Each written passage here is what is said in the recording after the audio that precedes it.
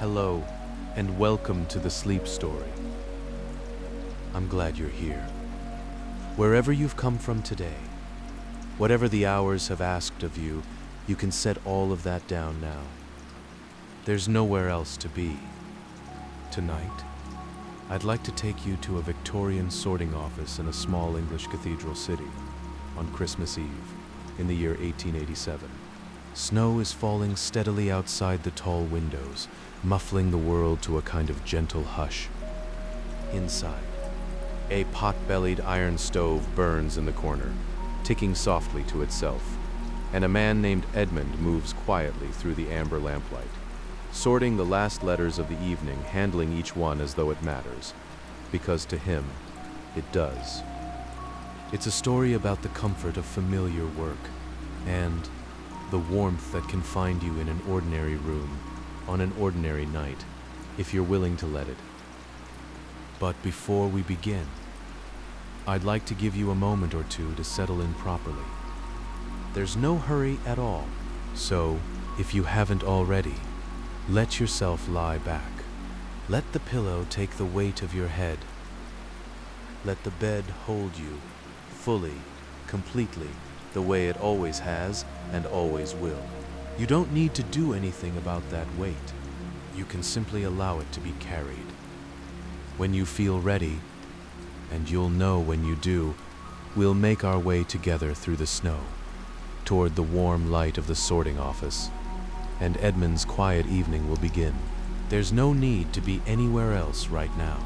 Whatever today held, the small frustrations, the unfinished thoughts, the things that still need doing tomorrow, you can set all of that down for a while. Tonight, the only thing that matters is this moment, and how comfortable you already are. So let's just begin there, with where you are. Notice the surface beneath you, the mattress holding your weight completely. You don't have to hold yourself up. You never did. Not really, but sometimes we forget to let go. So just allow yourself to be held. Feel how the mattress meets your back, your shoulders, the backs of your legs. Let it take everything. And your pillow. Feel the gentle weight of your head resting there. There's something quietly wonderful about that, isn't there? The way a pillow just receives you, without any fuss at all. Let your head be heavy. Let your neck soften. Now, bring your attention to your breath. Not to change it, just to notice it. The air moving in through your nose. A little cool, a little quiet. And then the slow release of it, out through your lips, or your nose, whichever feels natural. Just breathing, the way you always have. With the next breath in, let it be a little deeper. Not forced, just a little fuller. Let your chest rise gently.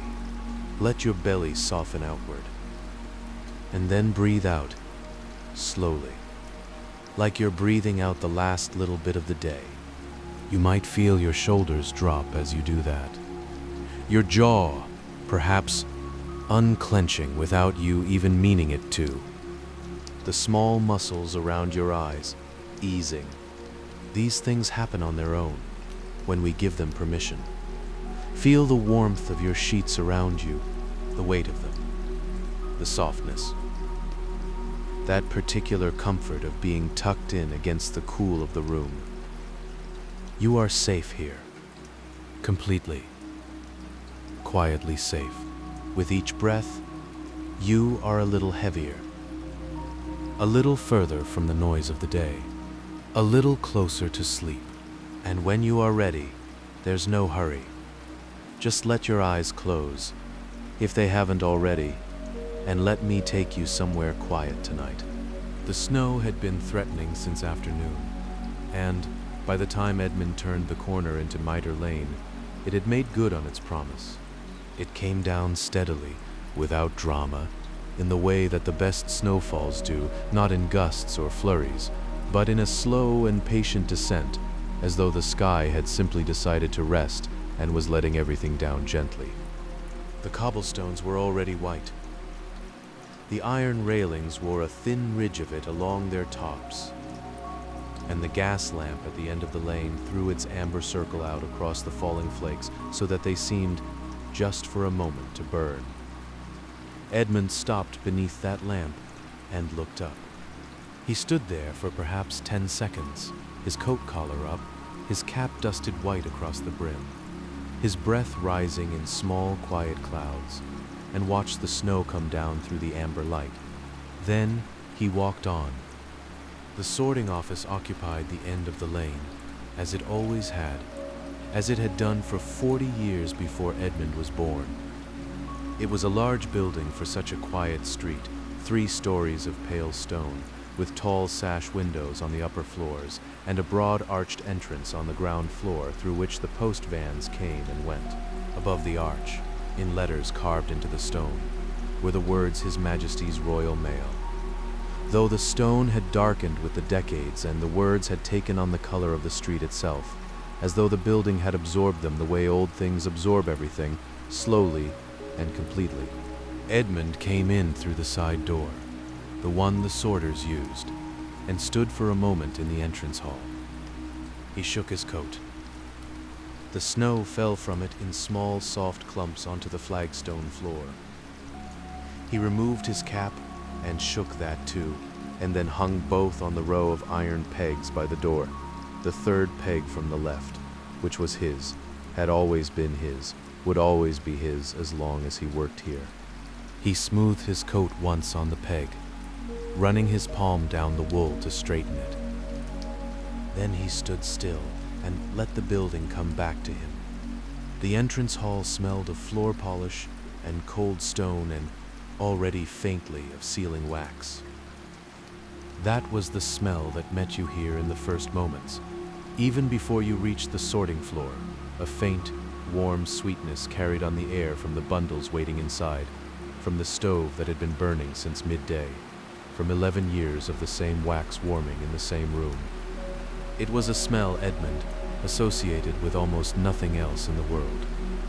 He had once tried to describe it to his sister in a letter, and had written only, "It smells of letters not yet opened." She had written back, "That makes no sense whatsoever." He had read her reply and smiled. He walked the length of the corridor toward the sorting floor.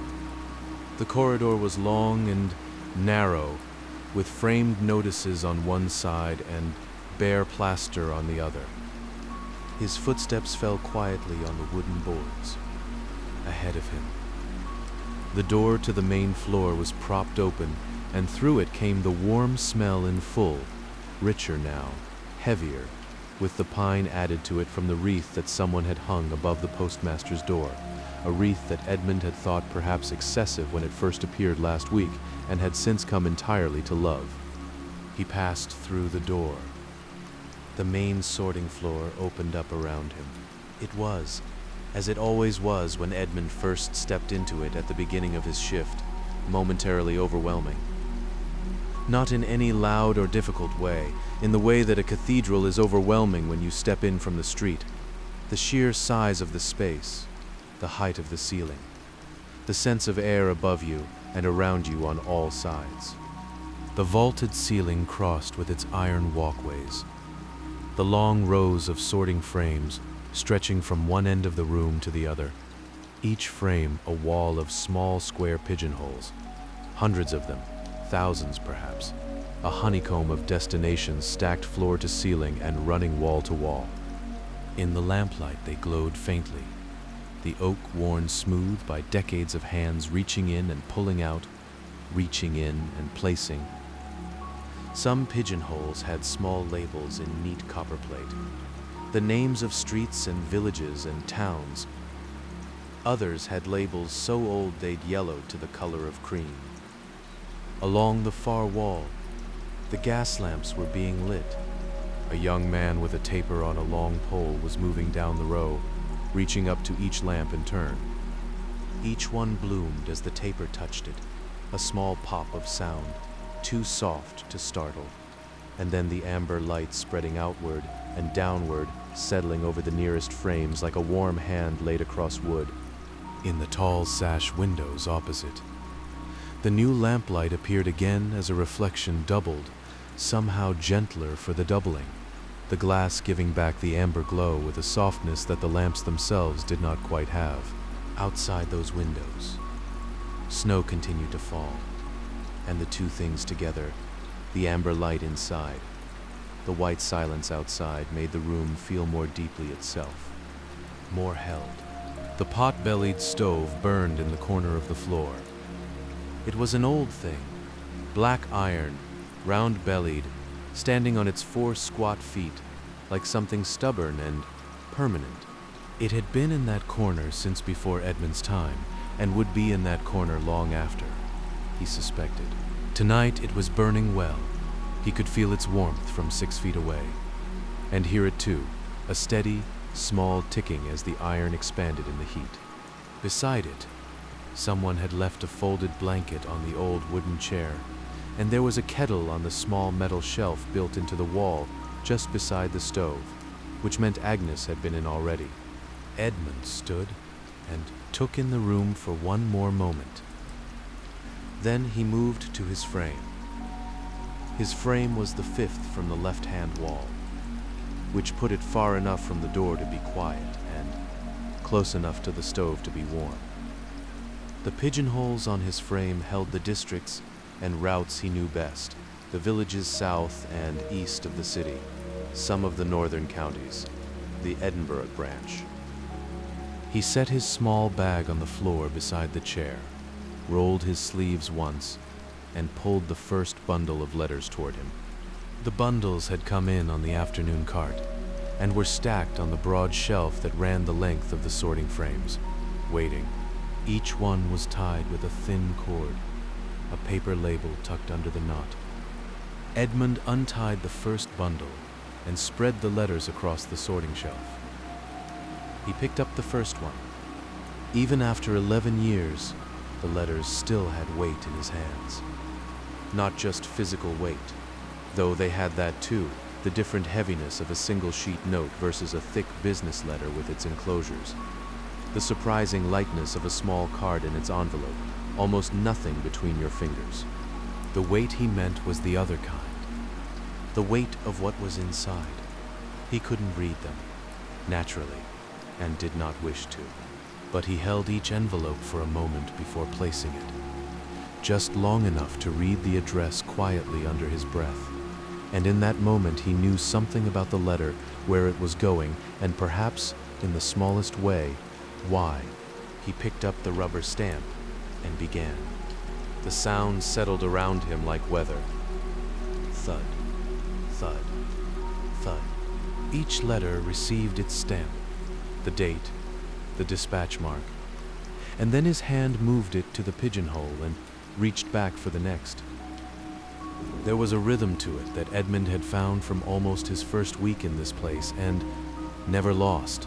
The stamp, the reach, the sort, the stamp again. The sound of it was entirely ordinary and entirely particular to this room, this work, this evening. He had tried to explain it once to the postmaster's clerk, who had looked at him blankly.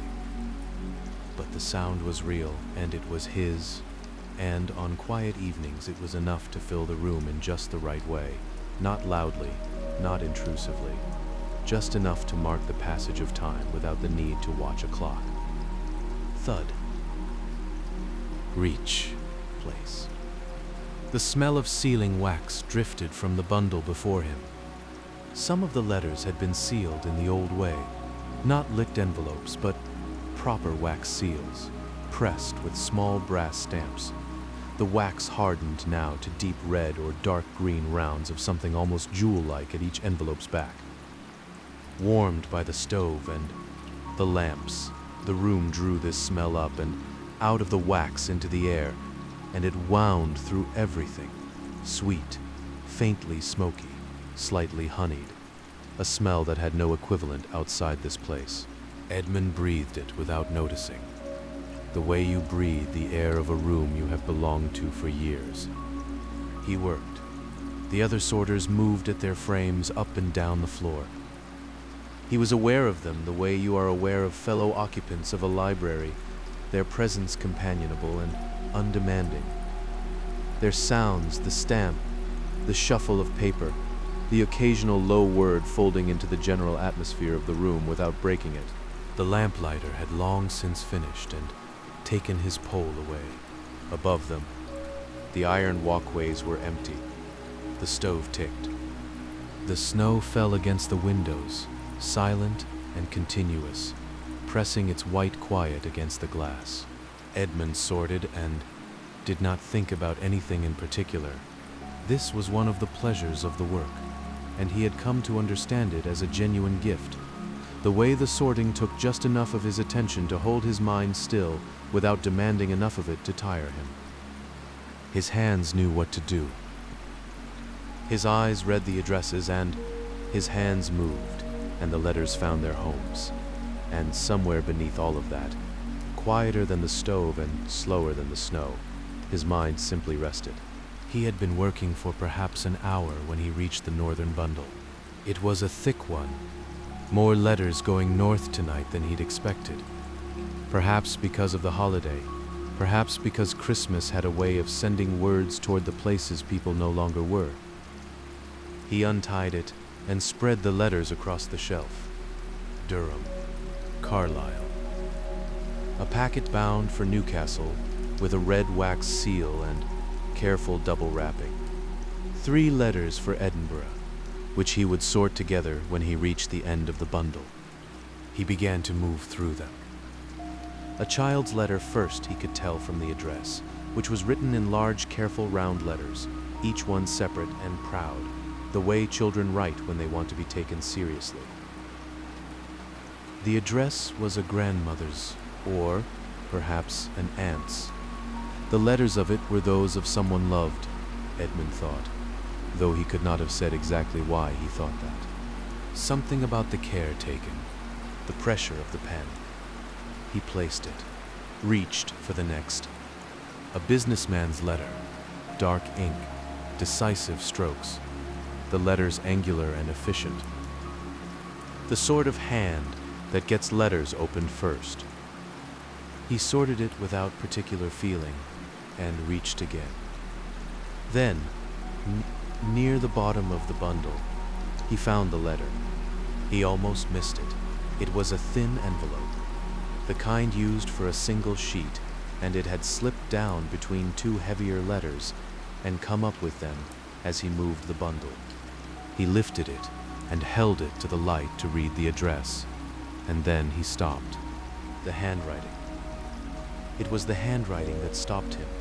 The slope of it, forward, but gently, not aggressively. The particular way the capital E was formed, curling back on itself in a small loop, that was entirely unnecessary from a practical standpoint and entirely personal in the way that only old handwriting habits are. The spacing of the words, the unhurried evenness of the lines, the small, precise full stop after the final word of the address.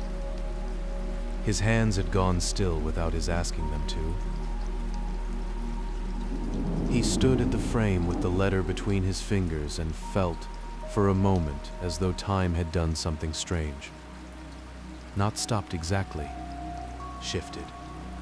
As though the floor had moved slightly, and the room had become briefly a different room, or rather the same room 20 years ago in which a woman sat at a kitchen table writing a letter by the light of a candle, her hand moving in that particular way, with that particular E.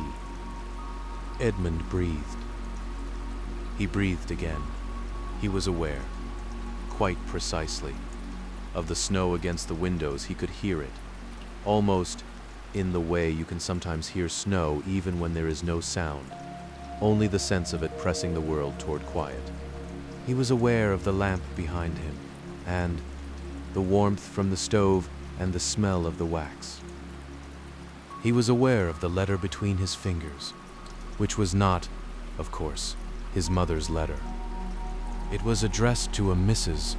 Harriet Callow, Edinburgh, written in a hand that merely rhymed with a hand he knew. That was all. He set it down on the shelf. He stood very still for a moment, his hand resting flat on the frame beside it.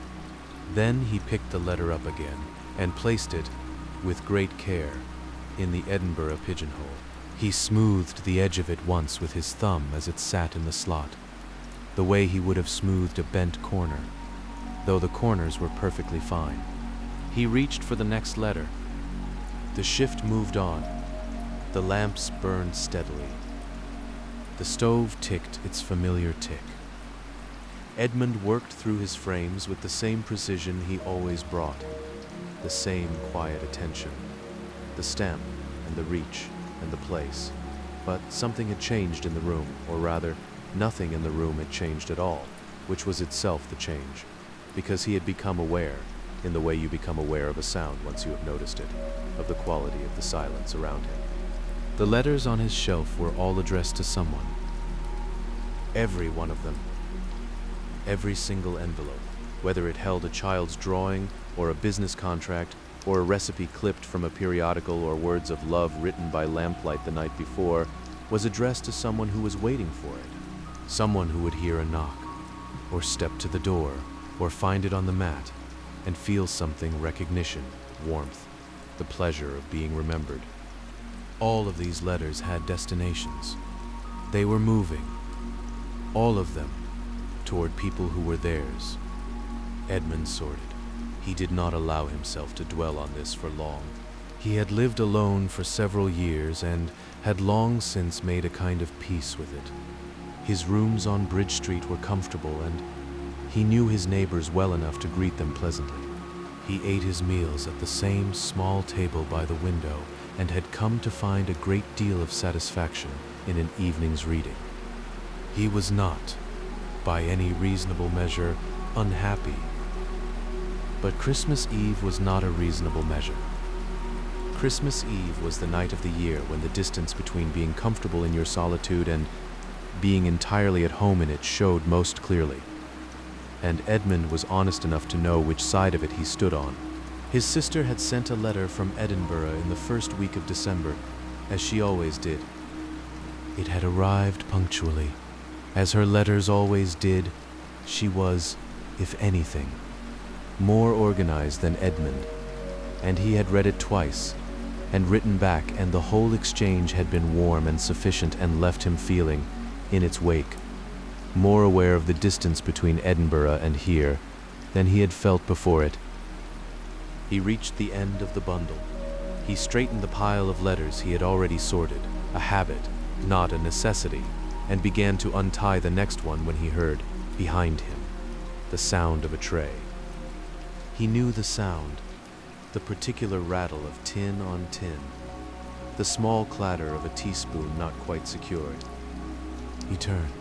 Agnes was crossing the floor toward him. She was a small woman, round-figured and unhurried, wearing her usual dark dress with the white collar and the brown cardigan she appeared to wear regardless of the weather. In all of Edmund's years here, he had not once seen her without it. She wore soft-soled shoes that made almost no sound on the floor, which was why you heard the tray before you heard her.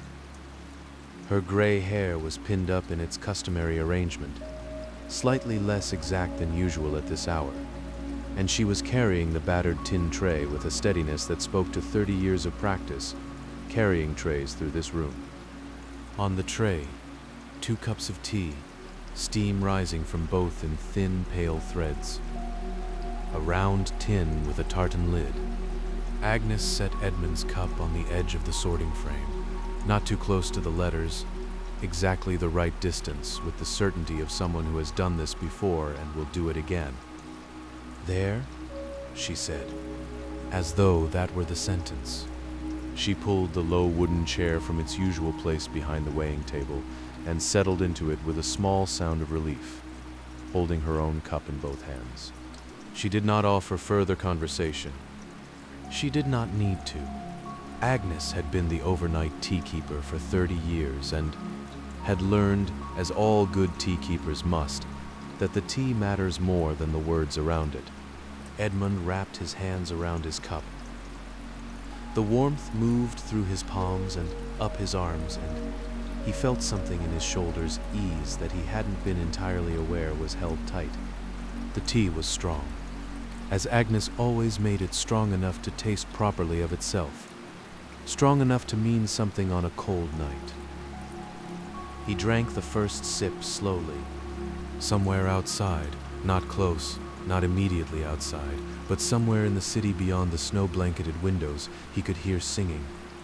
It was faint and intermittent, carried on whatever currents moved through the muffled air of a snowy Christmas Eve. A choir, he thought, rehearsing, perhaps, or else singing from the nave of one of the churches. The cathedral was only 3 streets away, and on still nights sound moved strangely around its walls.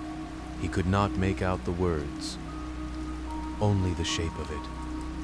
Voices rising and falling together, the sound of people agreeing on something, which was what singing always was, at bottom. Agnes opened the tin. The shortbread was arranged in a circle inside, each piece dusted with fine sugar that caught the lamplight. It was Agnes's own. She brought it every year, always in this tin with its tartan lid. Always this same shortbread that was neither sweet enough to be cloying nor plain enough to be forgettable. Edmund took a piece and ate it slowly, and it tasted of butter and warmth and a particular kind of December.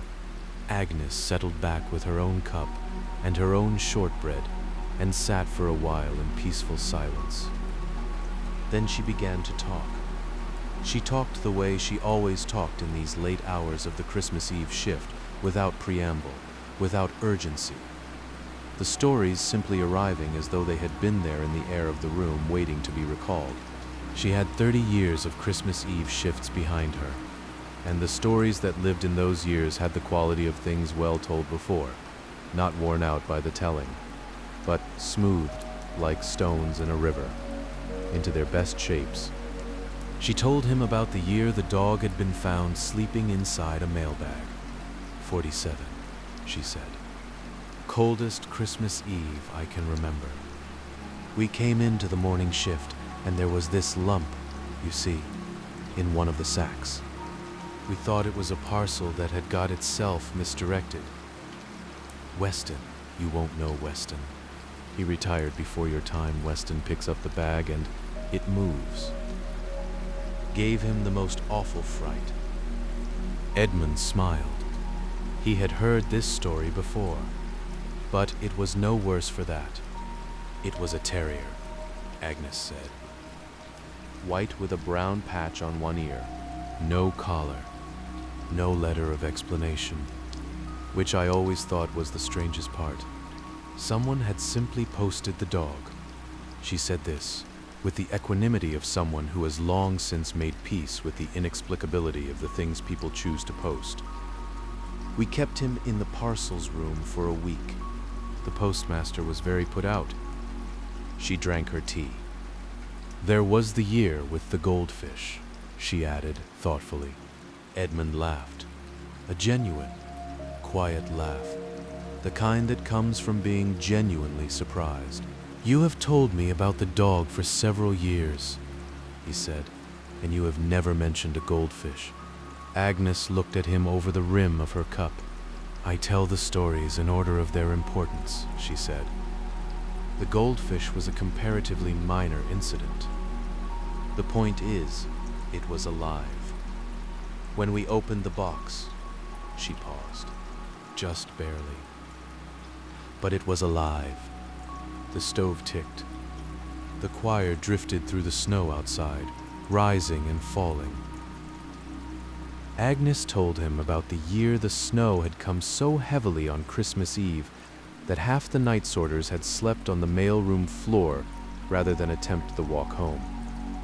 She had made tea all night for them, she said, the old tea urn run from the back room because she didn't own enough cups for 7 people.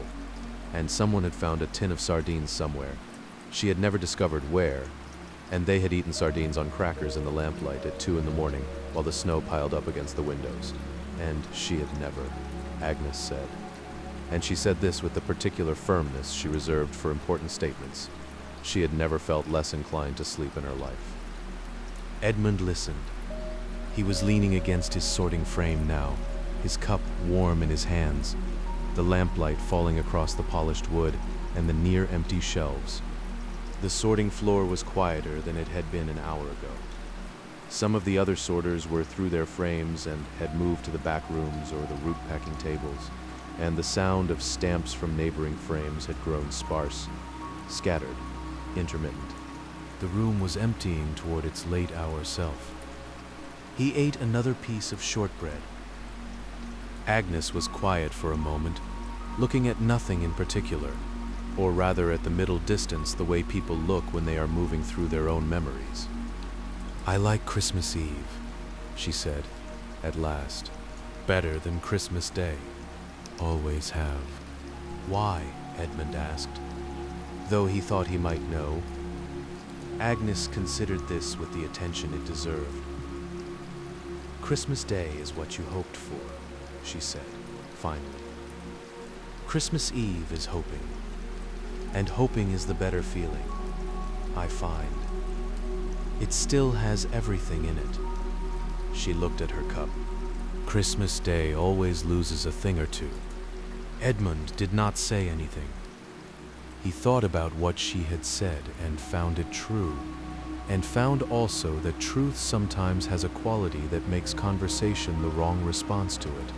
Agnes seemed to understand this and did not require a response. She finished her tea. Edmund turned back to his frame.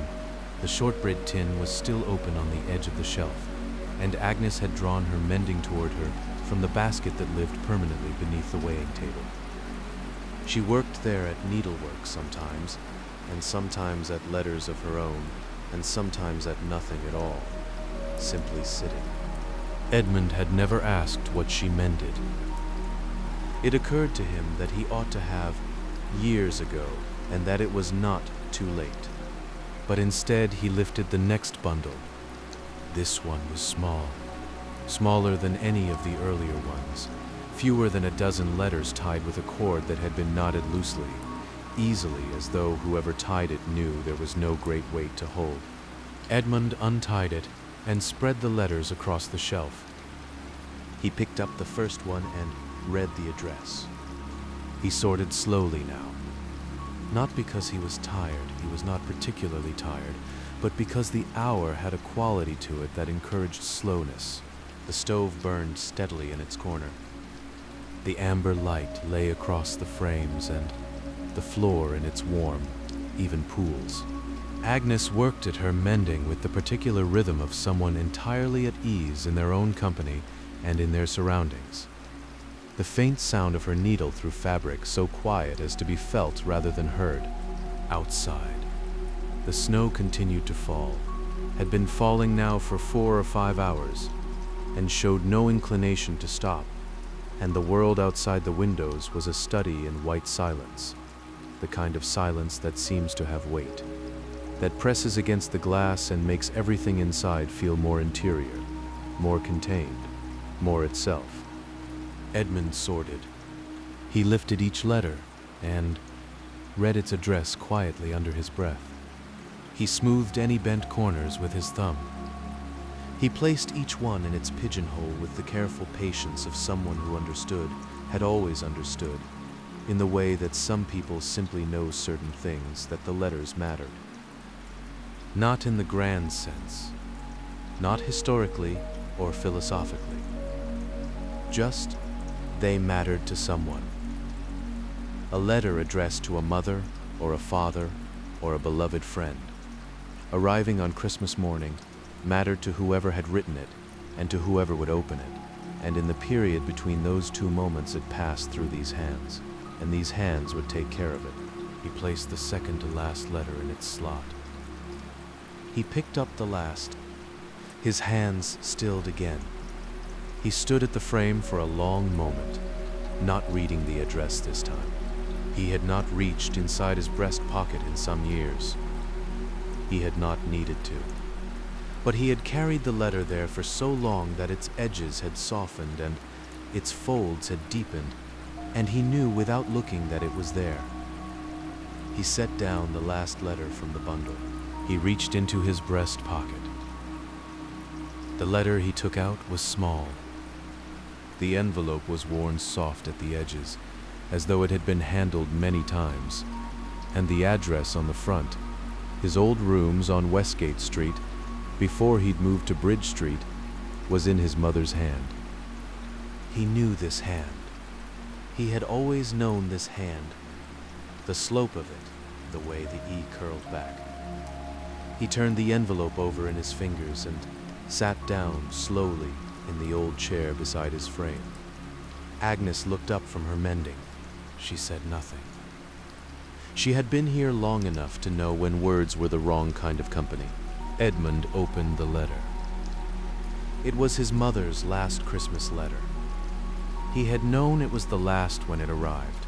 She had already been ill, and her hand was slightly less steady than he remembered, though the characteristic shapes were all there, but he had not known, reading it that first time, how precisely he would carry it. He had not foreseen that it would come to live in his breast pocket, or that he would take it out perhaps 3 or 4 times a year, or that on some of those occasions it would make him feel entirely alone in the world, and on other occasions it would not. He read it now, in the amber light, with the stove ticking and the snow pressing its white quiet against the tall windows, and with Agnes's mending sound small and steady at the edge of the world. His mother had written about the garden. First, this was her habit. She wrote about what was in front of her, and in front of her, the first week of December in that last year, was the garden going to sleep for winter, the last few leaves down. The bird table getting attention again from the sparrows, she wrote about the cold mornings and the pleasure of the fire in the afternoon, and she wrote about a book she had been reading, though she could not remember the title and described only that it was set in Scotland and had a great deal of weather in it, which she found satisfying. And then she had written about Edmund. She wrote about him with the particular mixture of pride and plain affection that he associated most completely with her voice, not gushing, not effusive, simply matter of fact in the way that matters most. He was her son. She was proud of him. She thought of him often. She hoped he was warm. She hoped he was warm. Edmund lowered the letter for a moment and looked at the stove. The iron was glowing at its joints just faintly, and the fire inside it sounded from time to time as a small settling, a shift of coals. The warmth from it reached across the floor easily. He was unquestionably warm. Agnes set down her mending. She looked at him, not with the particular pity that Edmund dreaded, and did not receive from Agnes, who was far too sensible for that, but with the straightforward attention of someone who was genuinely present. "Your mother?" she said. Edmund looked up. He had not spoken about his mother to Agnes, or to anyone here. He did not know how she knew, and also thinking about it. He did entirely know. "Her last Christmas letter," he said. Agnes nodded. She was quiet for a moment, looking at her hands. Then she said, "I kept my husband's last letter for many years. I used to read it in the post room on quiet evenings, when I thought no one was about." She said this plainly, without drama, without any particular weight of performance. Just the fact of it offered. Edmund looked at her. "Did it help?" he asked. Agnes thought about this. She tilted her head slightly, the way she did when considering something seriously. "At first it made things worse," she said. "Then it made things better. Then it was simply there, part of where I was." She picked up her mending again. "I find that's how most things go in the end. They become part of where you are." The stove ticked. The choir outside, if it had still been singing, had gone quiet, but the silence they left behind was not empty. The silence was full of the room, of the smell of wax and pine, of the amber light in the tall windows, of snow falling beyond the glass without sound. Edmund sat with the letter in his hands and felt the room around him and felt his mother's voice in the letter and found, to his mild surprise, that Agnes was right. It was simply part of where he was. And where he was not a lonely place. He folded the letter. He placed it, not back in his pocket, but on the shelf of the sorting frame beside him, just resting there, on the worn oak, in the light. He wasn't sure why he set it there, rather than returning it to its place. Perhaps because on Christmas Eve the thing to do with letters was to let them rest for a while in the warmth of a room, among the other letters, before finding their final home. He ate the last piece of shortbread. It was, as always, very good. Agnes had brought out a second piece of knitting at some point. She often had more than one thing on the go, and she set the mending down and took up instead something in a rich red wool, the needles clicking softly, the sound small and even and hypnotic, like rain at a slight distance. The sorting floor was very quiet now. The other sorters had long since finished their frames and moved to the route rooms or gone home, and the only footsteps Edmund could hear were the occasional unhurried ones of the night watchman on the floor above, back and forth, a patient circuit of the upper gallery that had formed its own quiet rhythm in the background of the room. The gas lamps along the far wall had been turned down to their lower setting, which made the light amber and close and softer than it had been an hour ago. The tall windows reflected this gentler light back into the room, doubled, gauze soft, the white of the snow outside giving back the amber, as though the two were in conversation. Edmund had not placed the last letter yet. He looked at it on the shelf. It was addressed to somewhere in the west of the county, a farm, he thought. From the address, and the hand was a plain one, workmanlike, someone who had not been to school long but had learned to write with a thoroughness that was its own kind of elegance. He picked it up and placed it in its pigeonhole. He smoothed the edge of it once with his thumb. Then he sat down again. The chair was an old wooden one, high-backed, with arms that were worn down to something pale and smooth. Edmund settled into it and felt its familiar angles against his back and thought, as he sometimes did in quiet moments, that he would be hard-pressed to find a more comfortable chair in the city. It had none of the plush softness of a parlor chair. It simply fitted him, the way things fit that have been used long enough. Agnes knitted. The red wool caught the lamplight and gave it back a shade warmer. Edmund let his eyes rest on the middle distance, the empty sorting frames, the rows of now full pigeonholes, the amber pools of lamplight on the worn oak floor. All of the letters were home now, or as home as they could be for tonight. Tomorrow they would move outward again, onto carts and vans, and into the hands of postmen who would carry them the last distance.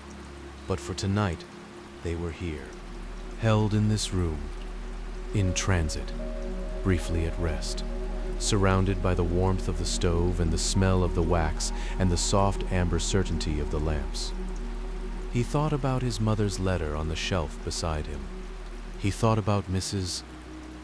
Harriet Callow in Edinburgh, who would receive her letter tomorrow morning and would not know that it had stood for a moment in the hands of a man who had looked at it in lamplight and felt, briefly, the past come close. She would know only that the letter had arrived, which was the important thing. That was what this place did.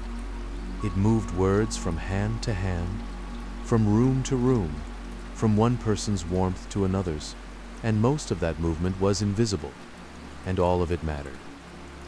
Edmund felt his eyes grow heavy. He had not noticed until this moment that he was tired.